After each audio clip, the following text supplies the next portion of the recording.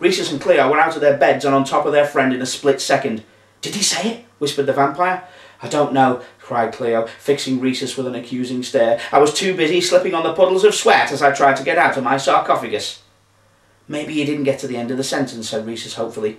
"What sentence?" came a strangulated yelp from beneath them. Cautiously, Luke pulled the sleeping bag off Luke's face and allowed him to sit up. "What are you talking about?" he asked. Rhesus and Cleo looked at each other. "I said night-night," began the mummy. And then Rhesus said, "Sleep tight." "Yes, I know that," said Luke. "And I finished with, 'Don't let the bed bugs bite.' It's what you say when dying, dying." Rhesus sighed.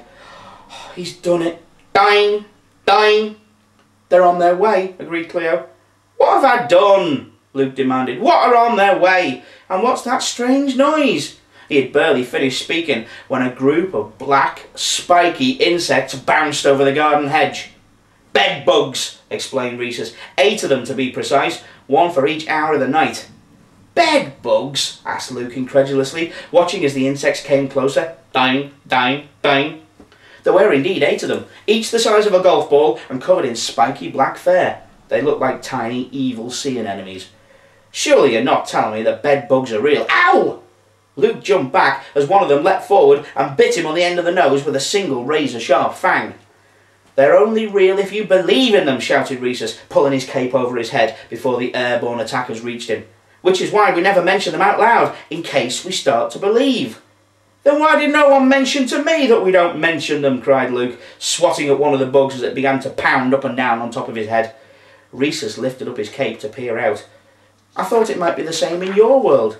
"Trust me, I'd have mentioned it," retorted Luke, now surrounded by the spiky creatures. "Quickly! Under here," called Cleo, flipping her sarcophagus over and crawling underneath. Luke and Rhesus raced across the grass to join her, and not a moment too soon. The bugs began to hurl themselves repeatedly at the outside of the casket, bouncing off with sickening squelches. "What do we do now?" asked Luke in the darkness. "Don't ask me," snapped Rhesus. "You're the one who brought 8 hungry bed bugs into existence." "We could try not believing in them anymore," suggested Luke. "What?" "Well, if I brought them here by talking about them, they might disappear if we stop believing in them." Cleo shook her head. "If you want to go out there and tell those biting beasties that you don't believe they exist, go right ahead." There was a pause. More splats could be heard on the outside of the sarcophagus. Ding, splat, ding, splat. After a while, Luke sighed. "So, what is going to make them go away?" "They won't go anywhere until they've eaten," replied Rhesus. "They turn up starving, but once they've filled their stomachs, they disappear of their own accord." "Eaten?" said Luke. "Eaten what?" "Us!" Rhesus and Cleo replied together. An image flashed across Luke's mind of the spiky creatures biting off chunks of his flesh with their sharp single fangs, and he quickly shook his head to dispel it. Then he smiled. "Ah, what if we're not the ones on the menu? Quick, move the sarcophagus about 2 meters to the left."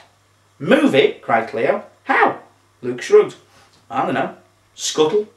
"Brilliant," scoffed Rhesus. "We're being bombarded by kamikaze creepy crawlies and he wants to pretend to be a turtle." "Just move," hissed Rhesus. Gripping the edges of the sarcophagus, the trio began to scamper, crab-like, across the garden. Within seconds, the bed bugs were all over their exposed fingertips. "Ow! Ow! Dying! Dying! Ow! I can't keep my hands out there much longer," grunted Rhesus. "We don't have to," said Luke. "We're there." "Where?" demanded Cleo, as the trio pulled their hands back inside and let the box fall down over them again. "What are you going to do?" "I'd tell you," said Luke, beginning to scratch at the soil beneath them with his fingers, "but I don't think you've got the stomach for it." The recently dug tunnel soon appeared. Luke pushed his face into the dirt and yelled, "Doug! Time to fill your belly!" The zombie's face appeared below them in the muddy hole, his eyes glinting as he dragged himself to the surface. "Steady," said Luke. "Wait for it. Wait for it. Now!"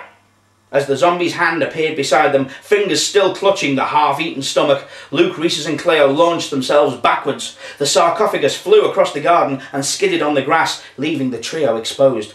The bedbugs bounced towards them. "Dying, dying, dying, dying, dying, dying! Look out!" screamed Cleo. "They're going to bite!" "They're not the only ones," grinned Doug as he clambered out of the hole and pulled open the rotting, rubbery stomach. One by one, the bugs leapt into it and sank their teeth into the decaying flesh. Blech.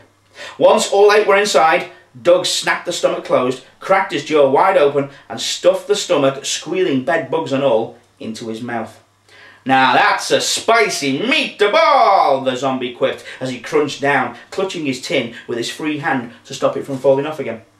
Luke gathered up his sleeping bag and wrapped it around his shoulders once more. He yawned. "Now can we get to sleep?" he asked.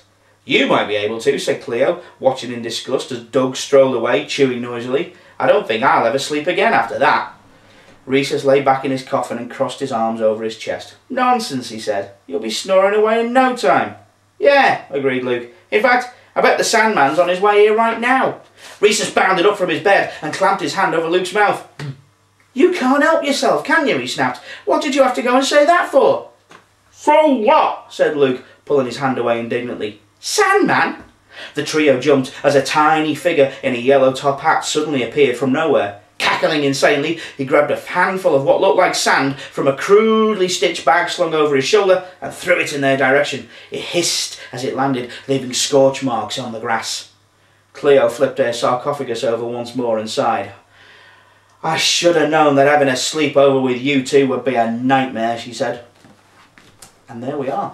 Sweet Screams, a Scream Street short story written exclusively just for you guys at the Giant Sleepover tonight. Haha. Now, I hope you all have a wonderful night's sleep.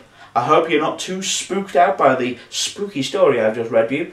And now I have to get some sleep myself. So, if you will excuse me, I shall grab Simon. This is Simon. And I will grab my duty. And I'm going back to sleep.